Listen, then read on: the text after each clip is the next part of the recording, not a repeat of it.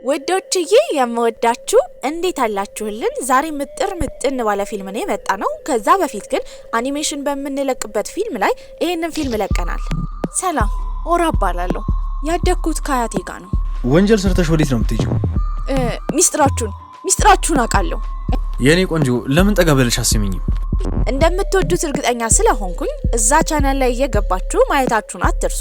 ታዲያ ይሄኛውንም ፊልማችንን ላይክ እና ሰብስክራይብ በማድረግ ይበልጥ ደግሞ እኛን ለማበረታታት ቪዲዮዎቻችንን በቪፒኤን ማየት ትችላላችሁ። ወደ ቪዲዮ ፊልማችን ሲጀምር እጅግ በጣም ጭምቷን ዝምተኛዋን ሪሳን ያሳየናል። አንዴም እንኳን የፍቅር ግንኙነት ጀምራ አታውቅም ነበረ።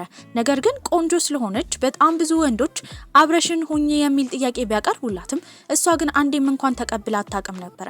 አመስግና ሁሌ ጥላቸው ትሄዳለች። አንድ ቀን ግን ቡና እየጠጣች በነበረችበት ጊዜ የማታውቀው አንድ ወንድ ይቀርባታል። ታዲያ እሱም ስልክ ቁጥሯን ነበር የጠየቃት።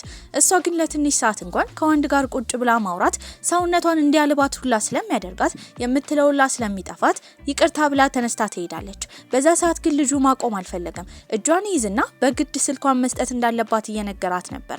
ያኔ ሱፍ የለበሰ እጅግ በጣም ቆንጆ የሆነ ልጅ ወደ እሷ ይመጣና ከልጁ ያድናታል። ልጁ ሀሩቶ ይባል ነበረ። ከዛም ቦታ ይዟት የሄደው ፍቅረኛዋ እንደሆነ ከተናገረ በኋላ ነበር። ከቦታው ትንሽ ከራቁ በኋላ ግን እንዲህ ዝም ብለው መለያየት እንደሌለባቸውና እራት እንዲበሉ ጥያቄ ያቀርብላታል። እሷም ትስማማለች። ታዲያ የመጀመሪያ ጊዜዋ ስለሆነ ግን በጣም ፈርታ ነበረ።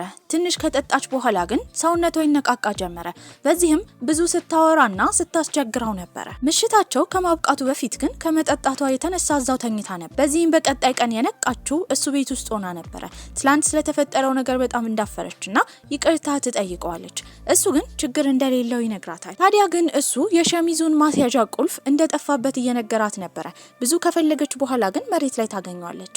ታዲያ ልትሰጠው ስትል ግን እንደ ድንገት በመጋጨታቸው ሁለቱም ሶፋው ላይ ይወድቃሉ። በዚህም ዝቅ ብሎ ሊስማት ሲል የአላርም ድምጽ ይሰማና በድንጋጤ ሁለቱም ያቋርጣሉ። በተፈጠረው ነገር ይቅርታ ይጠይቃታል። መጀመሪያ ካያት ጊዜ ጀምሮ እንደወደዳት እየነገራት ነበረ። ከዚህ በላይ ሊያውቃት ስለሚፈልግም አብረው ጊዜ እንዲያሳልፉ ነበር የጠየቃት።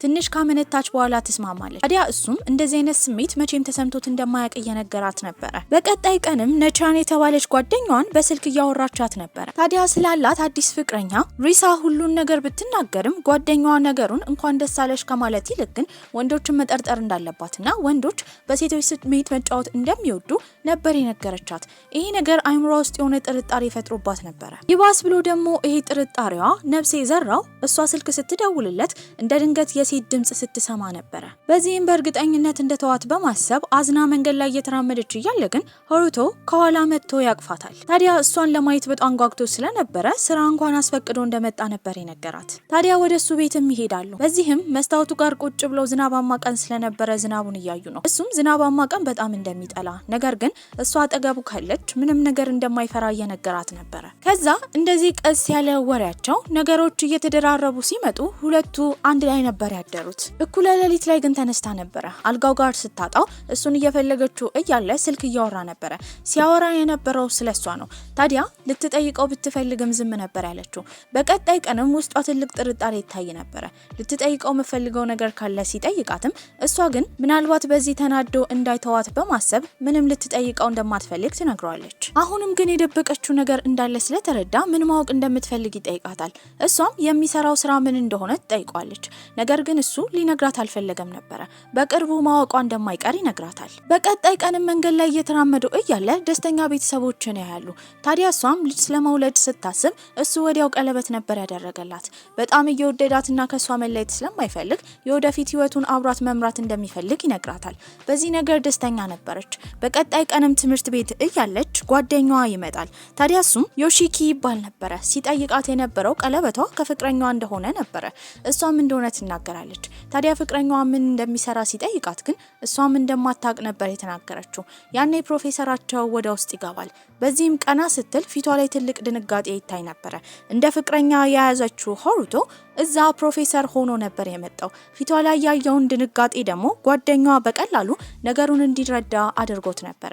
ከክፍልም ጨርሳ በምትወጣበት ጊዜ ሀሩቶ ይጎትታታል። ከጓደኛዋ ዮሺኪ ጋር ያላት ግንኙነት እያስቀናው እንደሆነ ነበር የነገራት። እሷ ግን በመካከላቸው ምንም ነገር እንደሌለ ትናገራለች። ይህን አጋጣሚ በመጠቀምም ስሟት ነበር። እንደ ድንገት በዛ መንገድ ሲያልፍ የነበረው ዮሺኪ ሁለቱን አንድ ላይ ሲያያቸው በጣም ይናደዳል። በቀጣይ ቀንም እሷ ብቻዋን ቁጭ ብላ ነበር። በዚህም ዮሺኪ ምን እያደረገች እንደሆነ ሲጠይቃትም ቪዲዮ እያየች እንደሆነ የማብሰል ብቃቷን ማዳበር እንደምትፈልግ ነበር የነገረችው። ታዲያ እሱም ማብሰል ላይ ጎበዝ ስለሆነ ይጋብዛታል። በዚህም አንድ ላይ ቆንጆ ምግብ እየሰሩ ነበር። በዛ ሰዓት በተደጋጋሚ ፍቅረኛዋ ሀሩቶ እየደወለላት ስልኳን አላየችውም ነበር። ከዛ ወጥተው እየተራመዱ እያለ ግን ይህን አጋጣሚ በመጠቀም ዮሺኪ እንደሚወዳት ነበር የነገራት። ለመመለስ ግራ ተጋብታ ነበር። በዛ ሰዓትም ሀሩቶ ይመጣል። ታዲያ ፍቅረኛውን ይዞ መሄድ እንደሚፈልግ ከተናገረ በኋላ እሷ ወደ መኪናው እንድትገባ ያዛታል። ሁለቱ ወንዶች በቀሩበት ጊዜ ግን ዮሺኪ መቼም ቢሆን በሪሳ ተስፋ እንደማይቆርጥ ነበር የተናገረው። የሄዱትም ሀሩቶ ቤት ነበር። እዛም አይስክሬም እየበላች ዮሺኪ ከሷ እንዲርቅና እወድሻለሁ ያላትን አልፈልግም ብላ እንደምትመልስ ለሀሩቶ ቃል እየገባችለት ነበር። ይሄ ነገር በጣም ደስ እንዲለው አድርጎት ነበር። ቃል በገባችው መሰረትን በቀጣይ ቀን ዮሺኪን አግኝታው አብራው መሆን እንደማትችልና ከሀሩቶ ከባድ ፍቅር እንደያዛት ነበር የተናገረችው። ዮሺኪም አንገቷ አካባቢ ቀይ ምልክት ያያል። ይሄ በእርግጠኝነት ሴቶች በከባዱ ሲሳሙ አንገታቸው አካባቢ የሚታየው ምልክት እንደሆነ ስላወቀ በጣም ተናዶ አንገቷ አካባቢ ከቆነጠጣት በኋላ ይሄንን አጋጣሚ በመጠቀም ቀጥታ ሀሩቶ ጋር ይሄድና አንገቷን ሲስማት እንደበለዘች ነበረ ዮሺኪ የተናገረው። ሀሩቶ ግን ይሄን ያላልተናደደም ነበረ። እሷን ሲያገኛትም ወደ አንድ ቦታ ይዟት ይሄዳል። ቦታው የቡና መሸጫ ነበረ። በዚህም እዛ የምትወደውን ላቴ የሚባለውን መጠጥ ያመጣላታል። ከሰጣትም በኋላ የሆነ ነገር እንዳስታወሰች ነበር የጠየቃት። በዚህም የድሮ ይታይ ጀመረ። እሷን የሚያውቃት ድሮ ነበረ። ድሮ ላይ አንድ ትንሽዬ ሬስቶራንት ነበረችው። እሱም ቡና መሸጫ ነበረ። ታዲያ እሷ ጥቁር ቡና ስለማትወድ ላቴ የተባለውን መጠጥ አምጥቶ ሰጥቷት ነበረ። ያኔ ነበር የተዋወቁት። ከዛ ጊዜ ጀምሮ እሱ በጣም ይወዳት ነበረ። አሁን ያሉበትንም ካፌ የከፈተው ለሷ እንደሆነና በሷ ስም እንደሆነ ሲነግራት በጣም ደስ ይላታል። በዚህም ከዛ በወጡ ጊዜ ታካኪ አኩቶ የሚባል ልጅ ያገኛቸዋል። እሱም ለሴት ብሎ ካፌ ስለከፈተ እያሾፈበት ነበረ። ሀሩቶ ግን ንግግሩን ከምንም አልቆጠረውም። በቀጣይ ቀን እሷ ከትምህርት ቤት ወደ ቤት እየሄደች እያለ የሀሩቶ ተላላኪ የሆነው ዩኪ እሷን ይዞ ወደ ሀሩቶ ቤት ይወስዳታል። አዲስ የሚከፍተው ካፌ ስላለ ሀሩቶ እዛ ዝግጅት ላይ እንድትመጣ ለመጋበዝ ነበረ። እንዴት እሄዳለሁ ማለት የምለብሰው ልብስ እንኳን እኮ የለኝም፣ ምንም አልተዘጋጀውም። እሱም ዝም እንድትል ከነገራት በኋላ ይዟት የሄደው የተለያዩ ልብሶችና ጫማዎች የተከማቹበት ክፍል ውስጥ ነበረ። እዛም መርጣ የመረጠችው ቀይ ቀሚስ ነበረ። ቀሚሱ በጣም አምሮባታል። አብሮት የነበረውን ተላላኪውን ዩኪ እንዲወጣ ካዘዘው በኋላ ራሱን መቆጣጠር ስላቃተው እዛው አቅፏት ነበረ። በዚህም የመክፈቻ ንግግር በሚያደርግበት ጊዜ እሷን ይዞ ነበረ። ታዲያ እጮኛው እንደሆነች ይናገራል። እሷ ግን ግንኙነታቸው ለሰው ይፋ መሆኑ ጥሩ እንዳልሆነ አስባ ነበረ። ምንም ቢሆን ግን እንደዚህ የሚወዳት ፍቅረኛ ስላላት ደስተኛ ነበረች። ከትንሽ ቆይታ በኋላ መጸዳጃ ቤት በመገባበት ጊዜ ከሴቶቹ ጋር ልትጋጭ ስትል እግሯን ወለም ስላላት ጫማዋ ይሰበራል። እንዲህ ጫማዋ ተሰብሮ ደግሞ እዛ ትላልቅ ሰዎች ስላሉ ወደ ዝግጅቱ ተመልሳ መሄድን አልፈለገችም ነበረ። ታዲያ ከአኩቱ ጋር ይገናኛሉ። እሱም ጫማዋን ለመጠገን ረድቷት ነበረ። ነገር ግን በዛ ብቻ አላቆመም። ከዛ ቦታ እንድትወጣ አልፈለገም ነበረ። ስለ ሀሩቶ ትልቅ ሚስጥር እንደሚያውቅ እሱን ሊነግራት እንደሚፈልግ ይነግራታል። እሷ ግን ሀሩቶ በተመቸው ጊዜ መናገር እንዳለበትና ስለ ድሮ ህይወቱ ከሌላ ሰው መስማት እንደማትፈልግ ነበር የተናገረችው። እንዲህም ብትል እንድትወጣ አልፈቀደላትም ነበረ። አስገድዶ ይስማት ጀመረ። በዚህም ተጨንቃ በነበረበት ሰዓት ሀሩቶ በቦታው ይመጣል። አኩቱ ያላትን ነገር ስትነግረውም ሀሩቶ ስለ ድሮ ህይወቱ ማውራት እንደማይፈልግ ነገር ግን ጥሏት ስለሄደ ይቅርታ እየጠየቃት ነበረ። ታዲያ የመክፈቻ ንግግር ድጋሚ ማድረግ ስላለበት ዩኪ ይጠራዋል። ወደዛ አብሮት ሊሄድ ነበር። ወዲያው ግን ስለሷ ስላስታወሰ ዩኪ ከሪሳ ጋር እንዲቀመጥ ነበር ያዘዘው። ከዛ ቀን በኋላ ግን ለ7 ቀናት ያህል ሀሩቶን ጭራሽ ልታገኘው አልቻለችም ነበረ። መንገድ ላይ ስለሱ እያሰበች እየተራመደች ነው። ታዲያ ግን ከሩቅ ታየዋለች። በዚህም ሮጣ እሱ ጋር ልትሄድ ስትል ግን አንዲት ቢጫ ልብስ የለበሰች ፈረንጅ ሴት ሀሩቶን ስታቅፈው ነበር ያየችው። ወዲያው ልቧ ይሰበራል። በእርግጠኝነት እንደተዋት ነበር ያሰበችው። እንዳጋጣሚ ሆኖ ደግሞ ከአኩቱ ጋር ይገናኛሉ። እሱም እንደ ስጦታ አንድ ዘንቢል ይሰጣታል። ታዲያ ስለ ሀሩቶ ሚስጥሩን መናገር እንደሚፈልግ ሀሩቶ በሴት ረግቶ እንደማያውቅና እሷን ተጠቅሞ እንደ ጣላት አኩቱ እየተናገረ ነበረ። እሷ ግን ይህንን ስትሰማ በጣም ታዝናለች። ከሱ ጋር ተስፋ የለኝም ብላ ባሰበችበት ሰዓት ግን አኩቱ መሄድ እንዳለበት ተናግሮ ወደ ድርጅቱ ሊሄድ ሲል ምን እንደተፈጠረ ስትጠይቀው ዜናውን እንድታይ ነበር የነገራት። ልክ ስልኳን ከፍታ ዜናውን ልታይ ስትል ግን ሃሩቶ እየሮጠ መጥቶ ከኋላ ያቅፋታል። ወደሱ ቤትም ይሄዳሉ። ዜናውን በምታይበት ጊዜ ከዚህ ቀደም ሲያቅፋት ካየችው ሴት ጋር የቢዝነስ ግንኙነት ያላቸው እንጂ ሌላ ነገር እንደሌላቸው ትረዳለች። ታዲያ እሱንም ስለጠረጠረችው በተደጋጋሚ ይቅርታ ጠይቀዋለች። ታዲያ አኩቱ የተናገረው ነገር ልክ እንደሆነ እሱ ለረጅም ጊዜ ለሴቶች እንዳረጋና ከብዙ ሴቶች ጋር እንደነበረ ያ የሆነው ግን ትኩረት ሲያደርግ የነበረው የቢዝነስ ስራው ላይ እንደሆነ ታዲያ ግን አሁን በሷ ሙሉ እርግጠኛ እንደሆነ ነበር የተናገረው። ሌሊት ላይም ሃሩቶ ከእንቅልፉ ተነስቶ የደወለው ለአኩቱ ነበር። ለምን ውሸት እየዋሸ ለሪሳ እንደሚነግራት ይጠይቀዋል። ታዲያ አኩቱም እሱ ከውጭ ሰዎች ጋር የቢዝነስ ስራ ከተፈራረመ ጊዜ ጀምሮ የሱ ቢዝነስ እንደተበላሸበት እየነገረው ነበር። ሃሩቶ ምንም አልመሰለውም። ስልኩን ጆሮ ላይ ይዘጋበታል። በዚህ የተናደደው አኩቱ ምንም ቢሆን ሪሳን ወደሱ እንዲያመጡለት ሰዎች ነበር ያዘዘው። ኒቻን የተባለችው የሪሳ የልብ ጓደኛም እንደ ድንገት መንገድ ላይ በምታልፍበት ጊዜ ከሃሩቶ ጋር ትጋጫለች። ታዲያ እሱም ፊቱን እንዳየችው በጣም ቆንጆ ስለሆነ በውበቱ ተገርማ ነበረ። በዛ በተመሳሳይ ሰዓት ሪሳ የነበረችው አኩቱ ጋር ነበረ። አዲስ የሚከፍተው ካፌ ስላለው ለሱ ሞዴል ስለፈለገ እንደ ሞዴል ነበር የመጣችው። የሞዴልነት ስራ የመጀመሪያ ጊዜዋ ስለሆነ ግን በጣም ፈርታ ነበረ። ከቀረጻ በኋላ እሱ ወደ ግድግዳ ያስጠጋትና ይህንን የሞዴልነት ስራ የሰጣት ለስራው ብቻ ሳይሆን ከሷ ጋር መቀራረብ ስለሚፈልግ እንደሆነ ይናገራል። እዚህ ስራ ላይ መስራት በጣም ከብዷት ነበረ። ነገር ግን ማስክና ኮፍያ አድርጎ ዩኪ ይመጣል። ሃሩቶ እሷን ለመጠበቅ እንደላከው እየተናገረ ነበረ። አሁን ቀረጻው ላይ ልክ እንደ ፍቅረኛዋ ሆኖ መስራት ያለበት አኩቱ ነበረ። ይሄ ነገር ግን ምቾት አልሰጣትም። ከቆይታዎች በኋላ ሃሩቶ ወደዛ ይመጣል። ታዲያ በአኩቱ ፋንታ እሱ ከገባ በኋላ ግን በቆንጆ ሁኔታ ቀረጻውን መጨረስ ችላ ነበረ። ሪሳ ከሃሩቶ ጋር በነበረችበት ጊዜ ጓደኛዋ ኒቻን ደውላላት ነበረ። ታዲያ በደስታን ጓደኛዋ ስትነግራት የነበረው መጀመሪያ ያየችውን ወንድ በመጀመሪያ እይታ እንዳፈቀረችው ነበረ። ይሄንን የሰማችው ሪሳም ኒቻን የምታወራው ስለሷ ፍቅረኛ እንደሆነ ስላላወቀች በግንኙነት አበረታታት ነበረ። በቀጣይ ቀንም ይገናኛሉ። ስለ ልጁ ካወሩ በኋላ ግን ኒቻን እንደ ድንገት ከተቀመጠችበት ተነስታ የወደደችው ልጅ ውጪ እንዳለ ነበር የተናገረችው። ይሄንን ለማየት የዞረችው ሪሳም የራሷ ፍቅረኛ ሃሩቶ እንደሆነ ስትረዳ በጣም ትደነግጣለች። ነገሮች ከመጋጋላቸው በፊት ግን ቀድማ እሱ ፍቅረኛዋ እንደሆነ ነበር ለጓደኛዋ ኒቻን የነገረቻት። ኒቻን ፊቷ ላይ በጣም ንዴት ይታይ ነበር። ወዲያው ግን ወደ ሳቅ ቀየረችው። በቀጣይ ቀንም እሷ ቤት ነበረ ለማደር ሄደችው። ታዲያ ገላዋን ልትታጠብ ኒቻን ሻወር ቤት በገባችበት ጊዜ ግን የመጣው ሃሩቶ ነበረ። በዚህም ሪሳን ሰርፕራይዝ ለማድረግ እንደሆነ ይናገራል። እንደናፈቀችው በመናገር በተደጋጋሚ እያቀፋት ነበረ።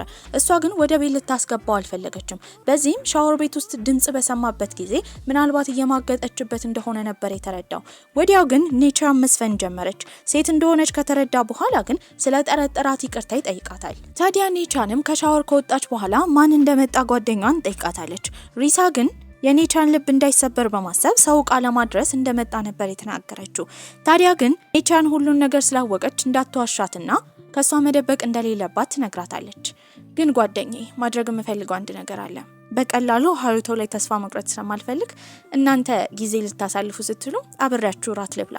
ይህንን የሰማችው ሪሳ ነገሩ እንግዳ ቢሆንባትም ጓደኛዋን እምቢ ማለት ስላልፈለገች እሺ ብላ በቀጣይ ቀን ሶስቱ አንድ ላይ ራት ሊበሉ ይሄዳሉ። ታዲያ ግን ኒቻን በቻለችው መጠን የሃሩቶን ትኩረት ለመሳብ እየሞከረች ነበረ። ታዲያ ሁለቱ እንዳጋጣሚ ሆኖ አንድ አይነት መጠጥ ስለሚወዱ ስለመጠጡ ተቀራርበው ሲያወሩ ያየችው ሪሳ በጣም ቀንታ ነበረ። ኒቻን ደግሞ ከሷ በብስለትም ሆነ በቁንጅና ትበልጠኛለች ብላ ስለምታስብ የበታችነት ስሜት ተሰምቷት ነበረ። ኒቻን ሃሩቶን በጣም እየቀረበችው ነው። ታዲያ የስራ ስልክ ለማውራት በሄደችበት ጊዜ ግን ሪሳ ሃሩቶን ኒቻን ፊት ቆንጆ ሆኖ እንዳይታይ እየነገረችው ነበረ። መንገድ ላይ ሲራመዱ ደግሞ ኒቻን ሆን ብላ ሃሩቶን እጁ ልትይዘው ስትል የቀናቸው ሪሳ መሀል ትገባለች። ነገሩ በዚህ እንዲያበቃ አልፈለገችም ነበረ። በዚህም ኒቻን ሪሳን ጌም እንዲጫወቱ ያሸነፈ ሰው ሃሩቶን እንደሚስም ነበር የነገረቻት። ታዲያ ግን ይህን ሀሳብ ሪሳ ጭራሽ አልደገፈችውም ነበረ። ነገር ግን እንደዚህ አይነት ውድድር ላይ አልችልም ማለትን ስለማትፈልግ ጌሙን እንዲጫወቱ ትስማማለች። ጨዋታውን ፑል ነበረ። እንደ አጋጣሚ ሆኖ ግን ያሸነፈችው ኒቻን ነበረች። በዚህም ሃሩቶ ኒቻንን ለመሳም ይቀርባል። ግድ ትዕዛዝ ስለሆነ ሊያደርገው ነበረ። በዚህ ያልተስማማችው ሪሳ ግን መሀል ትገባለች። መቼም ቢሆን ፍቅረኛዋን ከሌላ ሰው ጋር መጋራት እንደማትፈልግ፣ ኒቻንን ብትሆን ፍቅረኛዋ እንድትነካባት እንደማትፈቅድ ሪሳ ትናገራለች። ይህንን ያየችው ኒቻን ከዚህ በኋላ እንደማታስቸግራትና በሁለቱ መካከል እንደማትገባ ትናገራለች። ታዲያ ግን ለስራ በቀጣይ ጊዜ ሃሩቶ ወደ ሌላ ሀገር ይሄዳል። በዛ ሰዓት የብቸኝነት ስሜት እየተሰማት ነበር። ታዲያ በዚህም ጓደኛዋ ዮሺኪ የሚሰራበት ሬስቶራንት ውስጥ መጠጥ ለመጠጣት ከኔቻን ጋር ሄደው ነበር። በዚህም እዛ ካፌ ውስጥ ለመቀጠርና ስራ ለመስራት ያሰበችው ሪሳ ይህንን ነገር ለኔቻን ስታማክራት እዛ እንድትሰራ እንደማትፈልግ ያ ካፌ የአኩቱ ስለሆነ ጥሩ እንዳልሆነ ብትነግራትም ከሰዎች ጋር ለመግባባትና ራሷን ከሃሩቶ ናፍቆት ጭንቅላቷን ቢዚ ለማድረግ ስላሰበች እዛ መስራት እንደምትፈልግ ትናገራለች። ነገር ግን ሃሩቶ ባገኘው አጋጣሚ የተለያዩ ስጦታዎችን ይልክላት ነበር። ኔቻንም ካፌ ውስጥ ቁጭ ብላ ሳለ አኩቱ ይመጣል። ታዲያ ሁለቱ ቁጭ ብለው ማውራት ጀመሩ። በዚህ አጋጣሚ አኩቱ ሪሳን እንደሚወዳት ነበር የተናገረው። ሪሳ ደግሞ ስራን ጨርሳ በምትወጣበት ጊዜ የሆነ ሰው ከጀርባ እየተከተላት ነበር። ስለፈራችም የደወለችው ለሃሩቶ ነበር። ነገር ግን ልትነግረው አልፈለገችም። አሁን ትልቅ ሴት ስለሆነች ችግሯን ራሷ መጋፈጥ እንዳለባት አስባ ነበር። ከድምጿ የሆነ ነገር እንዳለ የተረዳው ሃሩቶ ግን እሷን የሚከታተል ሰው አዞላት ነበር። በሌላ በኩል ኔቻንና አኩቱ በጣም ስለተቀራረቡ መንገድ ላይ መሳሳም ጀመሩ። በቀጣይ ቀንም ስራ በነበረችበት ጊዜ ትላንትና ሲከታተላት የነበረው ሰውዬ አሁን ወደ ውስጥ ይገባል። በሩንም ዘግቶ በጣም እንደሚወዳትና አብራው እንድትሆን እንደ እብድ እያደረገው እየነገራት ነበረ። በዛ ፍርሃት ውስጥ ሳለች ግን በሩን ሰብሮ የገባው ሃሩቶ ነበረ። በመቀጠልም ዮሺኪ ይገባል። ታዲያ ከዚህ ቀደም ሃሩቶ ደውሎለት ጠብቃት ብሎ እንዳስጠነቀቀው እየተናገረ ነበር። ሃሩቶም ወደ ቤት ይዟት ይሄዳል። ታዲያ እሷም ራሷን መጠበቅ ስላቃታትና እሱን እንደዚህ አይነት ችግሩ ስለከተተችው ይቅርታ እየጠየቀችው ነበር። እሱ ግን በህይወቱ ስለገባች እያመሰገናት፣ ታዲያ እሷ ካለች ጊዜ ጀምሮ ጤነኛ እንደሆነ እየተናገረ ነበር። መስታወቱ ጋርም ሆነው ርችት ሲፈነዳ በአድናቆት እያዩ ነበር። ታዲያ እሱም እዛ አብራው እንድትኖር ጥያቄ ያቀርብላታል። በዚህም ተስማማለች። ነገር ግን በስራ ልትረዳው ነበር ያሰበችው። ልብስ እንኳን ማጠብ ስለማትችል እሱ ነበር እንዴት እንደሚታጠብ እንዴት ቤት እንደሚጠረግ ሲያሳያት የነበረው። ከቆይታዎች በኋላ ግን እሱ ወደ መስሪያ ቤት ሊሄድ ሲል በጣም ያማው ጀመረ። እሷም ወደ አልጋ ታስተኛዋለች። የሱ ተላላኪ ዩኪ ባለበትም የሰውነቱ ሙቀት ሲለካ ከባድ ትኩሳት ነበረው። በዚህም ጉንፋን እንደያዘው ነበር የተረዳችው። ዩኪ ስራ መሄድ ስላለበት እሷ ትንከባከበው ጀመረ። ታዲያ እሱ ግን በራሱ ነገሮች እንደሚያደርግ ቢናገርም እሷ አብራው መሆን እንደምትፈልግ ትናገራለች። እንዲህ እያለ ቀናቶች ያልፋሉ። ተሽሎትም ወደ ስራ ይመለሳል። ታዲያ እሷም ከቤት ልትወጣ ስትል እንደ ድንገት ከአንዲት ሴት ጋር ትገጣጠማለች። ሴትዮዋ ሶኩራ ሲሆን ስሟ የሃሩቶ እናት እንደሆነች ነበር የተናገረችው። በዚህም አብረው ጊዜ እንዲያሳልፉት ጠይቃታለች። እናትየው ይዛት የሄደችው ትላልቅ ወንዶች ጊዜ የሚያሳልፉበት ቦታ ነበረ። በቦታው ግን ያለመመቸት ስሜት ተሰምቷት ነበረ። ከዛ በወጣችበት ጊዜ ስልኳን ስታየው ከሃሩቶ በጣም ብዙ ሚስኮል ነበረ። በዚህም ስልክ ትደውልለታለች። ያለችበትን ቦታ ግን ለመናገር አልፈለገችም ነበረ። ምክንያቱም እሱና እናቱ ጥሩ ግንኙነት አልነበራቸውም። ነገር ግን በቦታው እሱ ይመጣል። በጣም ተናዶባት ነበረ። ልክ የሚያሳዝን ፊቷን ሲያየው ግን ወዲያው ይተወዋል። ከዛ ቦታ እሷን ይዟት ሊሄድ ሲል ግን እናትየው ታስቆመዋለች። ታዲያ እሱም ወደ ህይወቱ ድጋሚ እንዳትመጣ ቢነግራትም የማትመጣው የራሷ ባር ውስጥ አስተዋዋቂ ሆኖ እንዲረዳት ካደረገ ብቻ እንደሆነ ትናገራለች። ታዲያ እዛ ትላልቅ ወንዶች ጊዜ የሚያሳልፉበት ቦታ ቢሆንም እሱ በአስተዋዋቂነት ከረዳት በኋላ እናትየው ብዙ ብር ማግኘት ችላ ነበረ። የማስተዋወቅ ስራውንም ከጨረሰ በኋላ ከሪሳ ጋር ከዛ ሬስቶራንት ሊወጡ ሲሉ ግን እናትየው የውሸት ታምም ያለው ብላ ማውደቅ ጀመረች። ይሄን ባህሪዋን የሚያውቀው ሃሩቶ ምንም አልመሰለውም ነበረ። ይሄን ሁሉ ነገር የምታደርገው በእርግጠኝነት ልጇን ስለምትወድ እንደሆነ የተረዳችው ሪሳም እናትየው ለልጇ ስሜቷን መናገር እንዳለባት ትመክራታለች። በዚህም እናትየው ድምጿን አስተካክላ ልጇን ይቅርታ ጠይቋለች። ታዲያ ጥሩ እናት ስላልሆነች ይቅርታ ከጠየቀችም በኋላ ልጇን እንድትንከባከብላት አደራ የሰጠችው ለሪሳ ነበረ። ወደ ቤትም ይሄዳሉ። አብረው ጥሩ ጊዜ እያሳለፉ ነበረ። በህይወቱ ስላለችና ከእናትየው ኃላፊነት ስለተቀበለች ያመሰግናታል። እሷም ደስተኛ ነበረች። በቀጣይ ቀን ከእንቅልፏ ስትነሳ ሃሩቶ ከሰው ጋር እያወራ ነበር። በዚህም የመጣው ዩኪ ነበረ። ለትንሽ ጊዜ አብሯቸው እዛ ቤት መኖር እንደሚፈልግ ይናገራል። ታዲያ ሃሩቶም ይፈቅድለታል። ከዛ ጊዜ ጀምሮ የቤቱን ስራ ሲሰራ የነበረው ዩኪ ነበረ። ይሄንን ስታይ እሷ ጥቅም ያላት እንኳን አልመሰላትም ነበረ። ታዲያ ሁለቱን ትቶ ደግሞ ሃሩቶ ወደ ውጭ ሀገር ለስራ መሄድ ነበረበት። እሷም ያን ቀን ቃለመጠየቅ ስላላት ወደዛ ልትሄድ ነበረ። በዚህም ዩኪ ወደ ቦታው እንደሚያደርሳት ቢነግራትም እምቢ ብትርም ተከትሏት መንገድ ላይ እየሄደ ነበረ። በዚህ አጋጣሚ ከመኪና ያድናታል። ካዳናት በኋላ ግን ደህና ሆና ራሱ ለረጅም ሰዓት አቅፏት ነበረ። ይሄ ነገር ግራ ያጋባታል። በቀጣይ ጊዜም ስልክ ይደወልላትና ከዚህ በፊት ላደረገችው የስራ ቃለ መጠይቅ እንደተመረጠች ነበር የተነገራት። ደስ ብሏት ልትሄድ ስትል ግን ዩኪ ያስቆማታል። ወደዚያው ድርጅት ከደወለ በኋላ ሪሳ እንደተመረጠች ሲጠይቅ እንዳልተመረጠች ነበር የተነገረው። በዚህም ይህንን ስትሰማ የሆነ ሰው ሆን ብሎ ሀሩቶን ለመጣል እሷን እየተጠቀመ እንደሆነ የተረዳው ዩኪ ሶፋው ላይ ከጣላት በኋላ መጠንቀቅ እንዳለባት፣ ሲቀጥል ደግሞ ሀሩቶን መተው እንዳለባት እየነገራት ነበረ። በዚህም መቼም ቢሆን ሀሩቶን እንደማትተወው እሷ ለሱ ታማኝ እንደሆነች ትናገራለች። ያኔ ዩኪ ይሄን ሁሉ ነገር ያደረገው ፈተና እንደሆነ በመናገር ለታማኝነቷ ካመሰገናት በኋላ ይቅርታ ይጠይቃታል። በቀጣይ ቀንም ሀሩቶ ይመጣል። ከሱ ጋር ጥሩ ጊዜ አሳልፋ ነበረ። ወደ መስሪያ ቤት በምትሄድበት ጊዜ ግን አንድ ሰው ያግታታል። ካገታት በኋላ ባልተገባ መልኩ ቢነካትም እጅና እግሯ ታስሮ ስለነበረ ምንም ማድረግ አልቻለችም። ወዲያው ግን ሀሩቶ ይመጣል። ከሰውየውም ሊያድናት ችሎ ነበረ። ሰውየው ስለት ቢይዝም ራሱን አሳልፎ ሰጥቶ ሀሩቶ እሷን መጠበቅ ችሎ ነበረ። ከትንሽ ቆይታዎች በኋላ ግን ሰውየው ከኋላ ጭንቅላቱን ይመታዋል። በቀጣይ ትዕይንት እሱ ሆስፒታል ውስጥ ተኝቶ ነበረ። ታዲያ ሀሩቶ ደህና ሆኖ ነበረ። ህይወቱ ባያልፍም ግን ብዙ ደም አጥቶ ነበረ። ይህን ካየች በኋላ እሱ ላይ ሁሌ ችግር የሚፈጠረው በእሱ አማካኝነት እንደሆነ ስለተረዳች በህይወቷ ለማድረግ ያላሰበችውና የማትፈልገውን ነገር ማድረግ ነበረባት። ቀለበቷን አስቀምጣ ደብዳቤ ጽፋለት ትሄዳለች። እሱም ራሱን ከሳተበት በሚነሳበት ጊዜ ደብዳቤውን ሳይ ጥላው ስለሄደች በጣም ተናዶ ነበረ። በቀጣይ ጊዜም እሷ ከጓደኛዋ ጋር እያወራች እያለ ጓደኛዋ ኔቻን ወደ ሀሩቶ መመለስ እንዳለባት፣ እንደሱ አይነት ወንድ እንደማታገኝ ብትነግራትም እሱ ደስተኛና ጤነኛ እንዲሆን ስለምትፈልግ የሷ መኖር ደግሞ ስለሚጎዳው እንደማትመለስ ትናገራለች። ይህንን ያየችው ኔቻንን በራሷ የሆነ ነገር ማድረግ እንዳለባት ስለተረዳች አሁን አዲስ ፍቅረኛዋ የሆነው አኩቱ ጋር በመሄድ ከሀሩቶ ጋር እንዲያገናኛት ትጠይቋለች። ሀሩቱንም ስታገኘው ሁለቱ ተለያይተው ጥሩ ሁኔታ ላይ ስላልሆኑ እሷን ማግኘት እንዳለበት እየመከረችው ነበረ። እሱ ግን ምንም ቢሆን የሪሳን ውሳኔ እንደሚያከብር እየተናገረ ነው። በዚህም ሪሳ በጣም ከፍቷት በምትራመድበት ጊዜ ኮፊና ቫኒላ የተባለ አንድ ካፌ ታያለች። ያም ያስታወሳት ከሀሩቶ ጋር ያሳለፈችው ጊዜ ነበረ። ከትንሽ ቆይታዎች በኋላ ግን ፊት ለፊቷ ሀሩቶ ቆሞ ነበረ። በዚህም እንዳላየ ልታልፈው ስትል ግን እጇን እየጎተተ ይዟት ሄደ ወደ ራሱ ቤት ነበረ። ታዲያ ከሷ መለየት እንደማይፈልግም ይነግራታል። ከዚህ በላይ ግን ከሱ መራቅን አልፈለገችም ነበረ። እሷም አብረው ለመሆን ትስማማለች። በቀጣይ ቀንም ቤቱን በምታይበት ጊዜ ኪችኑ በተለያዩ መጠጦች ቆሻሻዎች የሞላ ነበረ።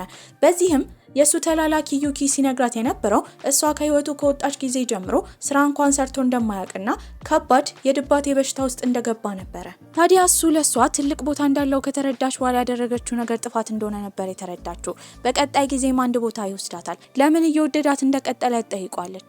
እሱም ብቻውን ከሚሆን ከሷ ጋር ሆኖ ችግርን መቀበል እንደሚፈልግ ነበር የተናገረው። በዚህም ተንበርክኮ አግቢኝ ይላታል። እሷም እሺ ትላለች። ጓደኞቿም ይህን በሰሙ ጊዜ ጥሩ ዝግጅት አዘጋጅተውላቸው ነበር። በዚህም ጥሩ ጥንዶች ሆነው ነበረ። ከጊዜያቶችም በኋላ ተጋብተው እሱ ቡና እየጠጣ እሷ ደግሞ ቫኒላ የተባለውን አይስክሪም እየበላች ልክ እንደ ፊልሙ ርዕስ ኮፊ ኤንድ ቫኒላ አብረው እየተመገቡ ነበረ። እዚህ ቆንጆ አስተላለቅን ፊልማችን እዚህ ላይ አብቅቷል። ደህና ቆዩልኝ።